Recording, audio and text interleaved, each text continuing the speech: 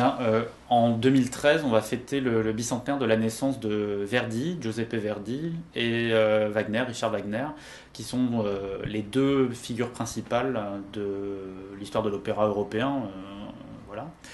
Et donc le bicentenaire de leur naissance, deux figures tout à fait importantes et fascinantes qui ont incarné deux visages de l'opéra italien, l'opéra allemand, pour deux pays qui ont une histoire tout à fait particulière au XIXe siècle, puisque ce sont deux grandes nations européennes en voie de formation, qui vont donc parvenir à leur unification à la fin du XIXe siècle.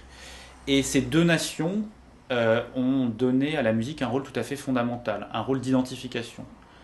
Les Italiens se sont reconnus dans l'opéra de Verdi, les Allemands se sont reconnus dans l'opéra de Wagner. Et puis en plus de ça, ce qui est intéressant, c'est que tous les deux ont fait l'objet d'une postérité très riche, très très riche, sous tous les angles. Postérité artistique, pour l'histoire de la musique et l'histoire de l'opéra en particulier, ils ont une place tout à fait fondamentale.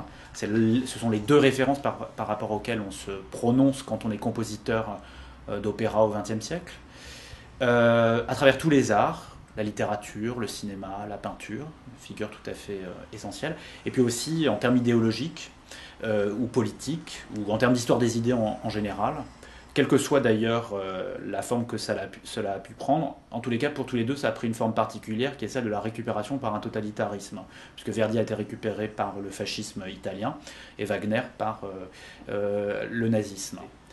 Et c'est d'autant plus intéressant que la comparaison des deux repose aussi sur une opposition. On a fait de l'un, Verdi, le symbole de la culture italienne, le symbole plus largement même de la culture méditerranéenne, et de Wagner, le symbole de la culture allemande, et plus largement donc, du monde germanique ou du monde nordique.